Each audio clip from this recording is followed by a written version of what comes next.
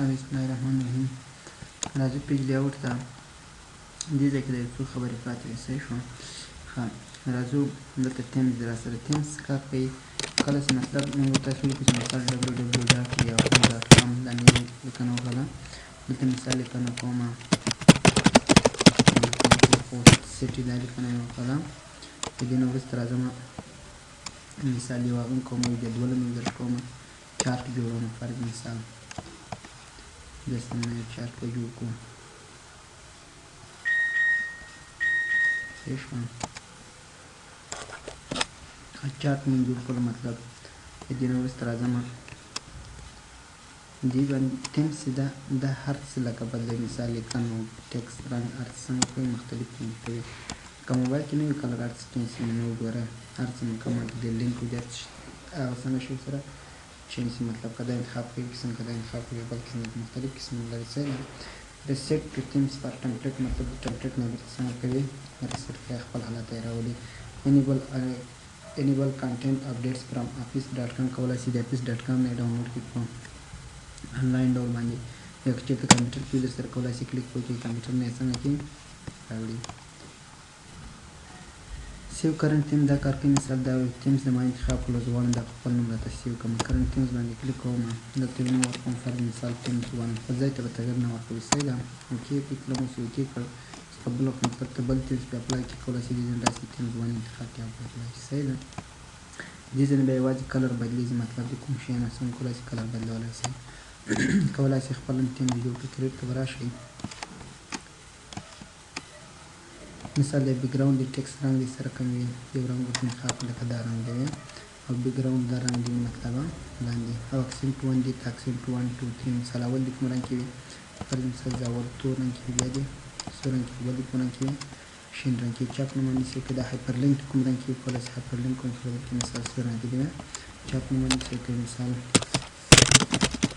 راځي کومه کله مې دا سیو کې لوګو اما په اپلای کبل وخت مطلب ته کوم بلې په اپلای کې کولای شي دې نه بیا راشي بیا ما د رحیم کوم باندې خط ماسټر جوړ کړئ. صحیح ده. همداسې فونټ هم ورته بدلولی شي کوم نوم نه ډیزاینز غواړي کولای شي دې ځای ته بدل کړي یا کریټ نیو فونټ په خپله باندې جوړ کړي.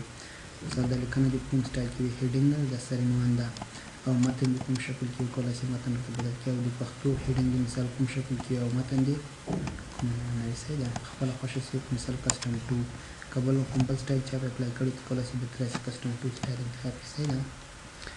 افیکټ به مختلف اکثر دا کسی کې صحیح کار کوي. خیر ده کله زه راشم مطلب یو تصویر مو رسم کړی ده په دې باندې زه افیکټ اپلای کوم دې ته افیکټ ویل کېږي نه ده مثال یو افیکټ ورته اپلای کړي ده اوس دې باندې کولای شي یو کلر ما په دې ځای کولای شي مختلف شکلونه په همدغه کلر کې انتخاب کړي. مثال دا نوم نه یا دا نوم وګورم کوم سټایل کې غواړي مختلف سټایلونه په لاره کې راځي. صحیح ده. مرجن د سرکیز د پورې سرو ترک نږدې دې ترک مرجن ویل کېږي. کولای شي ته مختلف مرجن انتخاب کړي. مثال نیرو کا انتخاب کړي د طرف نه 0.5 انچ څنګه وي خالی پاتې په چیرته دا انتخاب کړي د پاسو د لاندې طرف نه 0.5 انچ او دې طرف نه 0.5 که چیرته وایډ انتخاب کړي ټاپ د باټم طرف نه به 1 انچ پاتې شي د لیفټ د رایټ نه مثال